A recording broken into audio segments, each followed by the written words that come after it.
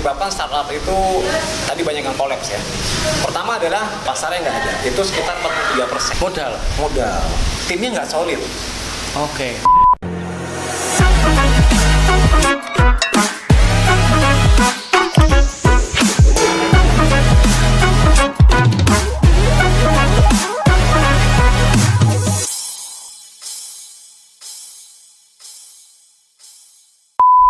Selamat datang di ITBMP Podcast. Pada obrolan kali ini ada sesuatu yang menarik lagi nih dari ITBMP Podcast. Ada Pak Diksi Metri. Terima kasih. Ini agak jadi konten spesial di ITBMP Podcast karena pertama nama narasumbernya unik. Ya, Diksi Metris. Ya. Siap. Sarjana apa, Pak? Sarjana ekonomi. SE Magister manajemen. SEMM. Betul. Ini sudah tahu lah ya, karena kita ketemu dengan ahli manajemen, kita akan ngobrol sesuatu yang sangat luar biasa terkait dengan dunia manajerial. Gimana Pak kabarnya nih? Alhamdulillah sehat Mas Bangkit. Luar biasa Mas Bangkit juga sehat ya. Alhamdulillah, saya kurusan sedikit tapi Kurus ya. Cuma Mas Bangkit agak ini. Gimana? Saya baru perhatiin gitu. Kenapa? Kalau Mas Bangkit ketawa, matanya hilang. Ini mulai serangan pertama. Iya, Pak Diksi. Siap. Ini kan Pak Diksi adalah salah satu dosen yang juga agak spesial di TBMP ini, di Institut Teknologi dan Bisnis Muhammadiyah Purbalingga, agak spesial. Ya. Kenapa? Karena diimpor dari kota besar, metropolitan ya. Gimana nih? Cerita dulu dong rasanya hidup di Purbalingga, di sebuah kota yang mungkin baru pernah didengar juga gitu ya, setelah datang ke Purbalingga. Apa yang didapatkan Pak Diksi? Oke, terima kasih. Yang pertama banget adalah tenang. Nggak kenal macet. Oh, ini mengingat Jakarta ya. Iya kan? Ya. Nggak kenal macet, nggak kenal sadak seruduk gitu ya. Terus juga benar tadi Purbalingga saya baru pertama kali datang, dan satu hal yang saya ingat dari Purbalingga, Apa itu? Indro Warkop. Wih, Bener nggak lahiran sini Indro Warkop? oh, dia orang Purbalingga. Iya. Gitu. Makanya Kenapa Indro Warkop? Karena mirip ya? Ini serangan balik. satu-satu. Apa? Kenapa Indro Warkop? Ya karena mungkin yang terkenal dan merupakan public figure Indro Warkop, dan beliau dari Purbalingga kan. Jadi, ya udah saya lebih langsung identik ke situ gitu. Dan tadi kalau Mas Bangkit tanya juga kenapa ya, mungkin ini pilihan bahwa saya dari dunia praktisi, dari orang kantoran, saya mau mencoba untuk mengabdi lah, berbagi ilmu buat teman-teman juga, dan juga mungkin ya buat anak-anak muda sekarang gitu. Itu sih dia.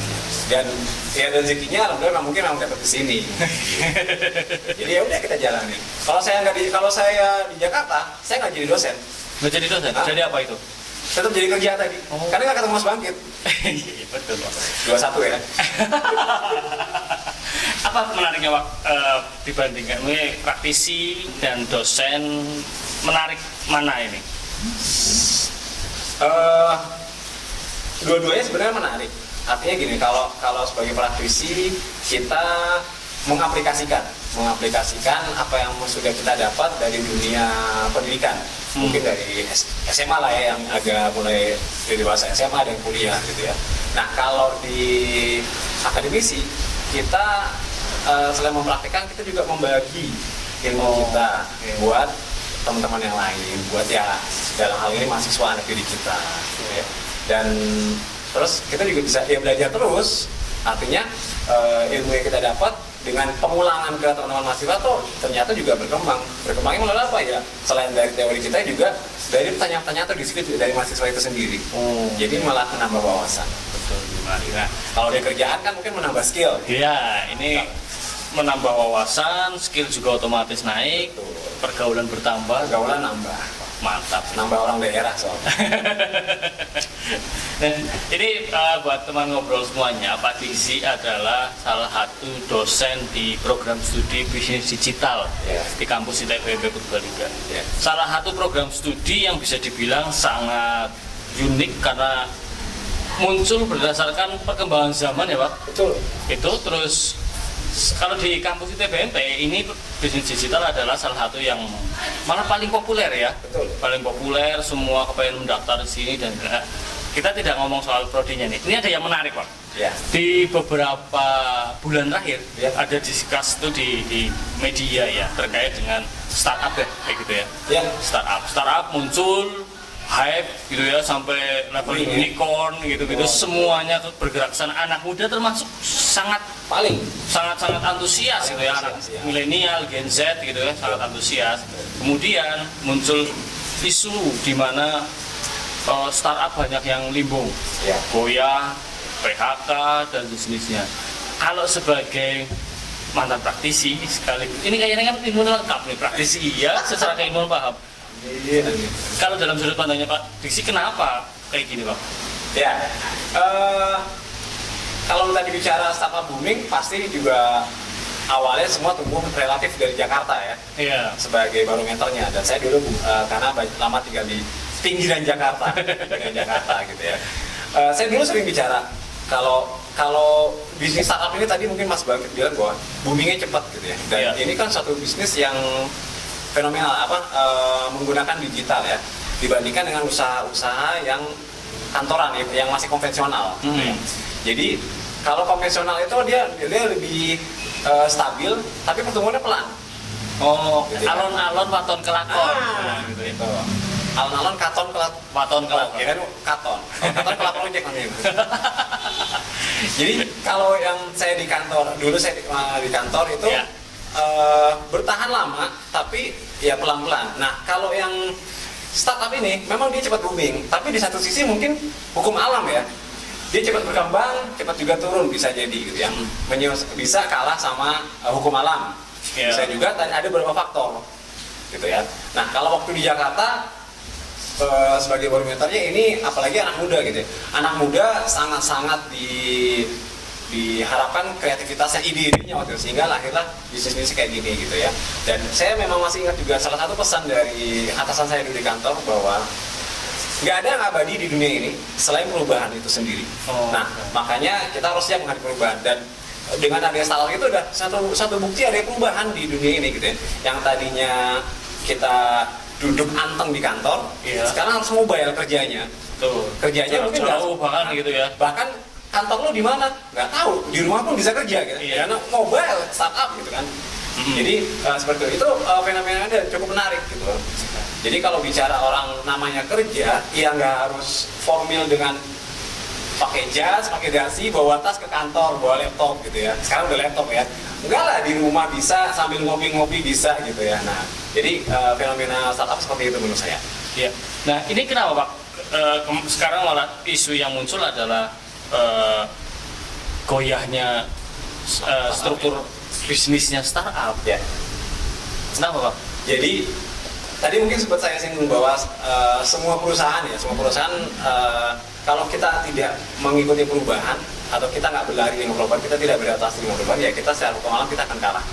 Nah, saya sempat baca juga dari artikel di sebuah media, ada 3 besaran lah yang menyebabkan startup itu tadi banyak yang kolaps ya. Pertama adalah ketiadaan pasar. Pasarnya nggak ada. Pasarnya nggak ada, itu sekitar 43%. 43% pasarnya nggak ada. Lalu di bawah itu ternyata masalah dana, modalnya, karena ya gimana pun juga mungkin orang usaha pasti butuh suntikan modal, entah modal sendiri atau invest dari orang lain. Nah, itu jadi kendala. Ketiga, nah ini yang lebih terkait ke manajemen nih, timnya nggak solid. Oke. Jadi ya kalau misalnya dia berdiri sendiri, dia sebagai CEO mungkin dia mendirikan dulu kan, tapi kan nanti terus dia merangkul berapa orang untuk join kan. Nah, ini mungkin muncul lah friksi-friksi gitu, bukan diksi-diksi ya. Friksi. Ya, ketika awalnya mungkin sepakat gitu kan, sudah jadi, ya terus mulai timbul kepentingan pribadi mungkin 1-2 gitu kan, sedikit akhirnya timbul perpecahan seperti itu. Nah, sebenarnya kalau kita fokus yang ke poin yang terakhir tadi, manajemen ya. Sumber daya manusia, karena mungkin kita ngobrolnya dengan manusia yang satu ini nih. Nah, Alhamdulillah masih manusiakan sama Mas Bangkit.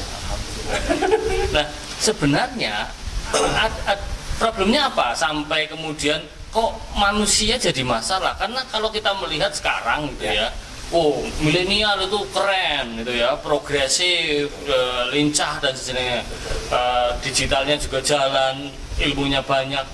Kenapa ini malah justru jadi kelemahan startup yang mengandalkan anak-anak muda? Ya. Jadi gini, manusia itu kalau dalam satu perusahaan itu sebagai aset yang paling berharga. Oke. Yang dalam satu perusahaan ya. Karena ya semuanya ide lahir dari manusia kan. Manusia punya akal pikiran, dengan akal pikirannya itu dia bisa menciptakan atau meng-create suatu produk, suatu kegiatan gitu ya. Iya. Nah, di satu sisi saya melihat kalau bisnis startup ini tadi begitu boomingnya gitu ya, sehingga terkadang melalaikan ya, yang sejak tanpa disadari melalaikan value atau culture yang harus dibangun. Oke. Jadi ketika dia tidak menciptakan suatu value, suatu culture dari satu perusahaan, ya itu perusahaan itu cuma berjalan bahasanya apa adanya gitu loh. Tidak ada penekanan kuat bahwa perusahaan ini harus punya culture seperti apa yang harus di dalam perusahaan betul, yang harus dijalankan sama-sama oleh karyawannya itu sendiri ataupun mitra. Sekarang kan kalau namanya startup itu pasti lebih banyak mitranya daripada karyawannya. Iya. Nah, karena melalaikan tanpa disadari melalaikan culture-nya itu, jadi muncullah hal-hal seperti yang tadi saya sebutkan, ketika pada satu titik timbul namanya friksi itu tadi. Oh, kalau misalnya karakter, saya pernah baca sedikit, turnover anak muda itu agak ngebut nih gitu ya. Banyak perusahaan lingkungan karena kayak kemarin ya, contoh ASN itu ya, CPNS-an gitu, terus kemudian sudah diterima mundur karena diisukan tidak sesuai dengan ekspektasi gajinya gitu. Hal-hal gitu berpengaruh juga Pak selain budaya kerja itu? Sangat. Artinya gini, perubahan teknologi itu pasti dua sisi mata yang berbalikan ya. Di satu hal positif, di satu hal juga ada negatifnya gitu ya. Ya kalau di zaman saya nyari kerja itu benar-benar mati-matian, kita nyari lowongan di koran, kita kirim gitu ya, terus ada panggilan, kita harus angkatan berapa? Pokoknya depannya di masih 22, sebelum 2. Masih di bawah itu. Nah, artinya ketika ada panggilan kita benar-benar persiapkan diri gitu kan. Saking kita memang mau kita respect dengan perusahaan dipanggil itu. Tapi mungkin dengan yang sekarang, ya entah karena anak sekarang kota-kotanya dimanjakan dengan teknologi yang ada, nyari di googling, nyari di aplikasi-aplikasi lowongan kerja, semangatnya kurang, keseriusannya kurang. Ketika ada panggilan, terus jadi semacam milih-milih. Oh, saya dipanggil A, dipanggil B, dipanggil C gitu kan. Yang A mungkin agak dekat, yaudah deh datangnya A aja gitu kan. Nah, yang B yang C udah mulai ditanggalkan. Ketika datang lagi, nah nanti ada lagi tuh pertimbangan tadi. Oh iya ya, kerjaannya seperti ini, gaji seperti ini. Nah, mulai lagi ada pertimbangan-pertimbangan seperti itu. Oh. Ini berarti memang secara internal leadership-nya harus memahami timnya harus dikelola seperti apa. Ya. Di sisi lain juga ini bahannya juga agak spesial ya. Mentalnya juga harus dibiasakan dilatih. Iya, karena kemudahan informasi pada akhirnya kalau nggak dimanfaatkan ya jadinya jadi merasa gampang ke semuanya ya. Benar. Nah, kalau kondisinya seperti itu Pak, misalnya kita fokus aja ke budaya dan kemudian karakteristik ininya. Tapi perusahaan harus seperti apa Pak? Kalau misalnya kita ngomong perusahaan, startup, bahkan sekarang di level lokal kan banyak juga anak muda yang berani bikin startup. Betul. Ini harusnya gimana Pak cara mentreatment ini Pak? Kalau menurut saya yang pasti pertama ketika kita mau menjalankan sesuatu, kita ya tadi ketika kita mau menjalankan kita sudah punya satu modal pertama tuh, yaitu niat. Niat. Yang penting ya Pak? Oh, penting dong. Ya dengan kita bilang saya mau ke Purbalingga itu udah niat sebenarnya gitu kan. Nah, saya mau bikin startup itu udah niat. Tinggal yang kedua adalah apa kira-kira hobi kita yang kita gemari. Oke. Kita punya hobi apa? Ya udah jalanin, kita seriusin dari hobi kita itu. Dengan kreativitas anak muda terbayar tuh. Oh punya hobi. Misalkan saya punya hobi ngoleksi sepatu. Iya. Gitu. Ternyata bisa jadi startupnya apa? Oh ada cleaning buat sepatu nih. Iya. Yang jasa layan. Kalau sekarang kan laundry udah banyak ya. Laundry pakaian, ini laundry sepatu. Sepatu, nah, misalnya seperti itu. Jadi ada udah dia terus hobi kita jalanin. Yang ketiga ya kita tanamkan tadi, kita buat culture. Kalau perusahaan sekarang ya membahasakannya ada visi dan misi. Ada visi dan misi dan juga ada budaya yang harus kalau visi kan kita mau menuju ke depannya seperti apa, gambaran ke depan seperti apa. Nah, misi bagaimana kita mencapai itu. Nah, budayanya bagaimana kita melakukan sehari-hari untuk menciptakan image terhadap perusahaan kita. Sehingga dengan kita sudah tercipta image, artinya image yang positif ya, kita sudah tercipta image, ya orang nanti suatu saat akan mulai ingat tuh, oh pokoknya kalau misalkan bicara pembersih sepatu, oh itu punyanya Pak Bangkit ya. Kayak branding ya. Branding. Udah punya branding seperti itu. Berarti penting bagaimana manajemen itu yang terlibat di manajemen membangun itu budaya. Membangun. Nah, itu kalau ngomongin membangun budaya kerja, caranya sih gimana Pak? Ini orang SDM ini penting ini. Cara membangun budaya kerja yang positif itu sebenarnya kayak apa Pak? Pertama yang pasti kalau dari si startupnya itu dia sudah punya basicnya dulu, punya basicnya mau membangun budaya seperti apa, lalu disampaikan kepada lingkungan sekitarnya. Di tim itu iya, dibicarakan bahwa kita rumuskan nih, kita akan buat budaya perusahaan seperti ini gitu ya. Setelah udah disepakati, disosialisasikan ya macam-macam bentuk sosialisasi bisa secara langsung kita sosialisasi atau kita menggunakan misalkan pihak ketiga yang untuk semacam pelatihan atau training kepada karyawan ataupun partner.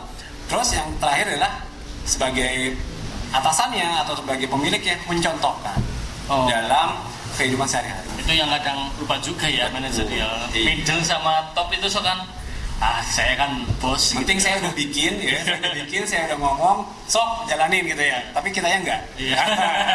Jangan. Memang agak merepotkan ya di tengah era digitalisasi. Memang pasca pandemi juga ini kan kita masih pandemi sih ya, tapi sudah mulai longgar ya. Sudah menuju pandemi ya. Ini karena ini kita udah nggak pakai masker. Iya.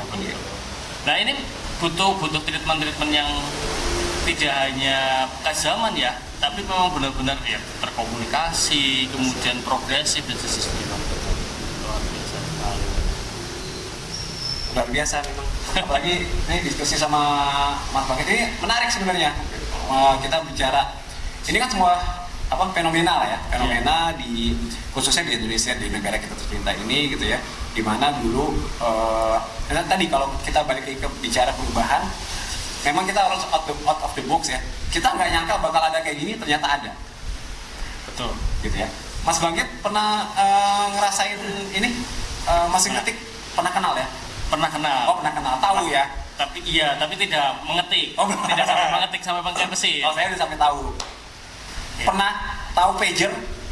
Tahu, tapi nggak pernah bersekolah. Saya masih sempat pakai. Nah, jadi zamannya saya SMA itu lahir pager. Oh pager. Yang cuma satu arah jadi ya. Jadi kalau ngirim pesan ya udah dibaca dulu sama operator ya. Iya. Gak enak kan kalau ngirim pesan ke pacarnya dibaca sama operator. Iya, gak enak kan jadi ya. Saya jamininnya berarti wartel Pak. Iya. Nah, zaman dulu pager, saya nggak ngebayang ada handphone. Layar sentuh pula itu ya. Layar sentuh baru sekarang kan. Iya. Dulu masih diturunin pakai nada, terus ada antenanya. Iya, betul. Nah, itulah karena itu perubahan-perubahan itu. Nah, startup itu lahir dari salah satunya fenomena adanya orang berpikir lebih jauh ke depan, ya, dan didukung dengan perubahan teknologi yang sangat-sangat cepat, gitu ya. Sekarang bahkan tiap detik, gitu ya. Kalau balik lagi nih zamannya saya lagi nih ya. Zamannya saya itu kalau nonton TV ya udah nunggu informasi berita cuman jam 7 malam sama jam 9 gitu. Sekarang begitu mulai dewasa, mulai TV swasta muncul, running text ada, sekilas info ada, gitu kan. Tambah lagi ada ini. Langsung scroll tuh kita banyak. Kalau nonton TV muncul di sini semua. Itu positifnya. Ini obrolannya semakin hangat, tapi sebelum kita ngobrol Pak, ini kita cicipi dulu. Wah, kopi asik Pak. Kopi asik. Iya, kopi spesial dari ITBMB Podcast. Mantap. Teman ngopi di saat kita sedang podcast. Ayo minum kali. Nah, ini kan menyegarkan kan. Jadi ngobrol, intens, ngopi, pasti ide-ide yang keluar lebih fresh. Oh, dia lanjut ya? Oh iya. Padahal kalau lanjut tadi saya minta kopi susu. Oh ya, siap. Iya boleh. Ternyata ngobrol startup itu dengan dosen itu juga asik nih. Memang ini Asik. bukti bahwa dosen juga bisa jadi teman Ini sampai ngobrol. gelas saya ringan. Wis, Artinya minta tambahin lagi. Mas. boleh. Halo Pak. Nah ini ntar 20 tahun lagi kan kayak gini. Oh iya, kemarin saya nonton video, Aha. itu ada adegan di mana orang tuanya suruh telepon, Aha. sementara anaknya ngangkatnya pakai ini, Pak. Oh gitu ya. Wow, dikira bergurau, Aha. ternyata beneran karena anaknya dipasangin chips. Oh gitu. Kalau anak saya enggak angkat telepon, ya angkat teleponnya. Bukan dijawab. Iya. Betul itu. ngobrol startup dengan dosen. Ya, caranya nanti teman-teman di luar sana pengen ngobrol dengan dosen ternyata seasik ini nih. Oh, saya tinggal di Purbalingga. Kita di Purbalingga, kampus juga di Purbalingga, tapi visi kita kan sangat luar biasa ya. Ya. Nah, Purbalingga banyak juga teman-teman yang kemudian mengembangkan usaha. Mungkin mereka masih belum berani menyebut startup gitu ya, karena mungkin startup levelnya agak ketinggian gitu ya. Gitu. Terus tapi nyatanya banyak juga yang bisnis kecil-kecilannya mereka itu disebut kecil-kecilan, rintisan, tapi progres, tumbuh terus dan sejenisnya. Nah, besar nggak sih, ada nggak sih kesempatan anak muda di Purbalingga? Aku pengen lah jadi entrepreneur yang kayak unicorn di sana gitu, dapat permodalan dan sejenis. Mungkin nggak sih Pak? Mungkin. Asal kuliah di sini. Aduh, itu bener lagi. Bicara mungkin pasti wah, mungkin banget semuanya. Karena semua lulusan SMA, apalagi ya kita sebagai manusia juga dibekali dengan akal pikiran ya, yang dari akal pikiran itu bisa mengembangkan kreativitas, bahkan juga didukung juga dengan kurikulum yang ada kan. Dari SMA itu sudah dibuatkan kurikulum semacam kayak kurikulum merdeka gitu ya, yang dia bisa mengembangkan kreativitas itu gitu. Okay. Nah kalau khususnya di Purbalingga ini gitu ya, dengan adanya kampus ini, khususnya ada bisnis digital ini, saya juga mulai melihat juga gitu ya, bahwa tadi kalau Mas Bangkit bilang bahwa mungkin dia belum mengklaim bahwa saya bisnis startup, tapi sebenarnya usahanya sudah ya. Dengan usaha kecil-kecilan, mungkin dengan bahasa simpelnya pasang status di WA gitu ya, jualan kecilnya pasang, itu sudah merintis kan, merintis arah ke sana, tinggal nanti bagaimana dia mengolahnya, memanage usaha dia menjadi berkembang. Yang tadinya cuma melalui WA saja, dia bisa pakai aplikasi-aplikasi yang lain gitu ya, bahkan nantinya bisa punya aplikasi sendiri bahkan gitu ya. Itu sangat-sangat terbuka sekali, tinggal dia udah punya niat, dan dia sudah serius. Dia harus banyak tanya, belajar. Ya, idealisme penting, Ya. tapi dia juga harus belajar dan jangan stuck pada satu posisi. Posisi apa itu? Artinya jangan stuck pada satu kondisi, maksudnya kondisi. Artinya kalau sudah merasa seperti ini, sudah settle, sudah nyaman, terus udah diem, lupa. Okay. Padahal saya sudah dapat pendapatan 50 juta per bulan, oke lah, cukup. Kayak gitu ya. Iya. Merasa cukup, itu berbahaya. Bahaya. Itu tadi nggak ada yang abadi di dunia ini, sudah perubahan sendiri. Dia merasa tenang, once kejadian, entah besoknya atau mungkin pekan depan atau sebulan lagi, dia udah salib sama yang lain. Iya. Bahkan mungkin bisnis dia udah dianggap udah nggak laku, udah ketinggalan zaman, karena dia nggak mengikuti perubahan. Gitu.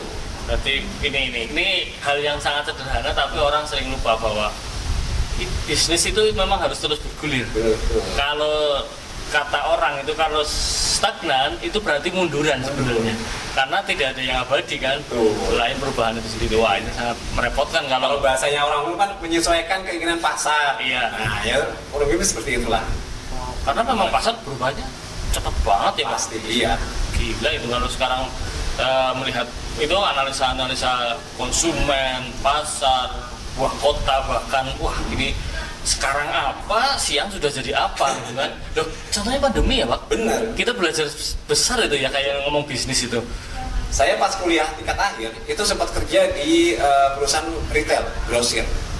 Yang dulu itu zamannya saya kerja itu customer yang masuk itu harus menunjukkan kartu anggotanya. Pakai kartu anggota, jadi nggak bisa sembarang customer. Mantap ini berarti ini. Nggak lama sih, cuma 2 tahun, terus saya pindah di perusahaan yang cukup besar, perusahaan jasa. Nah sekarang perusahaan itu masih ada, tapi sudah berganti nama ya. Saya nggak tahu berganti namanya apakah dia musisi atau bagaimana. Dan tapi sekarang udah nggak laku tuh masih kalau pakai kartu anggota. Orang mau belanja masuk dibatasi pakai kartu anggota, ya kan? Bebas-bebas aja gitu kan. Dan sekarang efek dari teknologi, efek dari digitalisasi ini mungkin bisa pesan lewat aplikasi. Dia udah nyediain aplikasi, ada layanan delivery-nya. Nah itu contoh perubahan yang ada. Hal yang sederhana itu online talk itu udah Online ya. luar biasa. Sekarang udah mulai ngomong online. Bangun tidur, ngulet, hujan, Iya. pesan online. Ya kan, malas ke dapur. Iya, mager sekarang. Iya. Mager harus klik. Nah, beres. itu ada satu lagi tuh. Apa? Banyak singkatan jadi sekarang. Oh, iya. Ada yang namanya mager, ada yang namanya apa lagi? Boti. Mas, banyak banget. Apa ya, Pak? Mau bilang apa? Kuper, aduh, Iya. gaje, Pak. Apa tuh? Gak jelas. Zaman saya nggak ada singkatan. Iya. Singkatan paling pelajaran. Oh. PMP. Oke, PMP. Nah, itu singkatan pelajaran. Abri, itu kan emang singkatan umum kan. Iya. Tapi bahasa-bahasa gitu, bahasa-bahasa lain itu nggak ada. Enggak ya, Nggak ada. Mantap. Ada sih, kita Purbalingga ternyata juga potensi meskipun mungkin kita bukan berbasis kota industri yang benar-benar retail gitu ya, gitu itu belum. Ternyata potensi. Boleh dong share ke teman-teman karena pelaku UMKM juga sangat luar biasa. Ini pemerintah Kabupaten Purbalingga kan lagi progres mendorong UMKM. Sementara teman-teman juga terus berinovasi dengan kreativitasnya. Kasih tips dong di era digital ini kita harus ngapain nih, teman-teman? Oke, teman-teman. Kalau nggak salah Sabtu kemarin, Sabtu pekan kemarin, saya datang di acara salah satu pelepasan siswa kelas 12 dan alhamdulillah itu dihadiri oleh Bu Bupati. Ya, oke. Bupati berpesan, menyampaikan pesan bahwa buat anak-anak muda harus semangat belajar. Iya. Jangan hanya menargetkan selesai SMA terus kerja, gitu ya. Tapi menambah wawasan tapi kuliah, gitu ya. Nah, menyambung dari situ ternyata Bu Bupati juga bilang bahwa potensi di Purbalingga ini masih banyak yang perlu dikembangkan, gitu ya. Iya, banyak banget karena sumber dayanya tadi cukup banyak ya, anak mudanya banyak gitu ya. Apalagi kalau tadi bicara di Muhammadiyah sendiri, itu kan kalau nggak salah hampir sekitar 12.000-an kalau nggak salah lulusan SMA-nya itu. Nah itu banyak. Per tahun ya? Per tahun, gitu ya. Dan saya juga berharap, makanya saya sampaikan ke teman-teman mahasiswa saya di bisnis digital bahwa teman-teman lulus atau ngambil kuliah dari bisnis digital ini, saya tidak berharap teman-teman selesai kuliah terus jadi karyawan. Enggak, tapi ciptakan usaha baru, peluang baru, industri baru, ya, yang kreatif. Yang kreatif banyak ya. Iya. Tapi dari yang ilmu teman-teman dapat, terutama yang terkait dengan digitalisasi lah, ciptakan itu. Syukur-syukur dengan teman-teman buka lapangan kerja baru bisa menambah, ya kan, menambah tenaga kerja baru gitu. Jadi bisa memanfaatkan.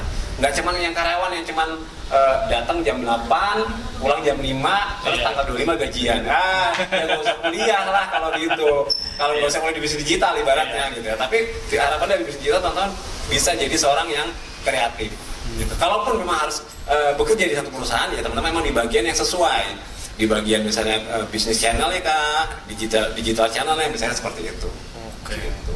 Itu buat anak mudanya. Kalau pelaku UMKM tips pemasaran digital ini, ini orang pasti ahlinya ini. Untuk pelaku UMKM yang pasti, kalau menurut saya kalau mereka sudah menjalankan UMKM, mereka sudah punya selain sudah punya niat, mereka sudah punya keuletan pasti ya, sudah punya keuletan karena mereka udah jalanin. Dan itu sangat penting ya Pak. Itu penting, keuletan itu penting karena kalau yang nggak ulet itu ya akhirnya cepet down. Iya, karena goyah sedikit minder atau mungkin ganti-ganti produk gitu-gitu ya. Usaha sekali gagal terus udah down gitu. Merasa tidak punya bakat, merasa salah kayak di jalan saya gitu. Iya. Padahal mungkin enggak gitu kan. Banyak orang-orang sukses yang dia mungkin enggak sekali jalan sukses kan, berkali-kali gitu kan. Nah, teman-teman tadi yang pelaku UMKM sudah punya niat, sudah punya keuletan, pastinya semangat itu tetap dijaga.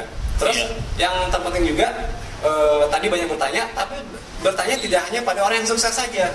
Oke. Cari juga orang yang gagal. Kenapa? Loh, tanya dong. Gagalnya kenapa? Supaya jadi pelajaran buat kita. Jangan berorientasi pada pertanyaan kok bisa sukses. Nah, gitu. Jangan ngomongnya di atas langit ada langit, yang benar juga. Tapi kita harus lihat juga di bawah. Gitu, ya. Gagalnya kenapa nih, gitu loh. Yang bisa kita buat kita sendiri, kita improvisasi, kita perbaiki dari kegagalan orang lain tersebut. Oh, oke, berarti memang harus lihat, oh ini gagalnya gara-gara SDM-nya nih. Nah, tadi kan iya gitu kan. Oh berarti jangan ditiru penanganan yang kayak gitu Ya. gitu. Gagalnya karena tidak menemukan pasar nih gitu kan. Gagalnya karena investor misalkan, oh ya udah coba misalkan, ya udah dananya bagaimana, jangan mengharapkan ada uang dulu baru jalan, tapi dibalik kita jalan untuk menghasilkan uang seperti itu. Wah mantap mantap. Ini apalagi UMKM kan sebenarnya SDM-nya nggak sebesar perusahaan korporat besar gitu ya Pak. Jadi kemampuan untuk memanage harusnya lebih bisa optimal, Lebih gampang. Wah mantap. Ibaratnya cuma pakai buku kecil doang bisa ada catatan keuangan ya, Iya. nggak harus pakai komputer. Wah ini obrolannya sangat menarik. Teman ngobrol, ini obrolannya sangat menyenangkan. Bisa ngintip-ngintip sedikit dunia startup. Ternyata problemnya secara garis besar kemungkinan 3 ya Pak. 3. Pasarnya, Udah mulai habis. sudah jualan barang A ternyata nggak matching dengan kebutuhan di masyarakatnya. Betul. Ini masalah ya. Salah. Itu ternyata modal. Padahal kalau dulu orang merasanya itu adalah modal dulu yang jadi masalah. Iya. Ternyata kan bukan ya. Tidak harus. Gitu. Bahkan pasar ini yang paling penting. Siapa nih yang mau beli nih gitu ya. Pak, ya. Iya. Dari mana duitnya, dan yang ketiga adalah bagaimana cara kita mengelola duit. Ini luar biasa, ini yang harus jadi perhatian nih anak-anak muda.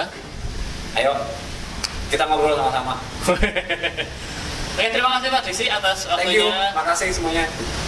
Pokoknya pasti teman-teman sukses lah. Insya Allah kalau teman-teman udah punya niat, ya di jalan yang baik, insya Allah sukses. Dan juga oh ya, satu lagi yang penting juga nih. Kalau tadi kan mungkin masalah horizontalnya gitu. Iya. Nah masalah vertikal ini gitu ya. Kalau teman-teman masih punya orang tua, minta restu orang tuanya ketika menjalani usaha. Insya Allah dengan restu orang tuanya itu keberkahan dari atas akan mengalir ke usaha teman-teman. Mungkin itu. Ini kelihatannya nggak nyambung tapi jadi salah satu kunci sukses kehidupan manusia. Betul. Kan luar biasa. Ini wah kita di podcast kali ini nih. Luar biasa. Ya, terima kasih buat teman ngobrol yang sudah menyaksikan ITBB Podcast edisi Diksimetris ini, luar biasa. Tadi belum kejawab ya, diksimetris itu apa ya? Jangan nanti kuliah 2 SKS. Oh. Terima kasih. Sampai jumpa lagi di ITBB Podcast selanjutnya.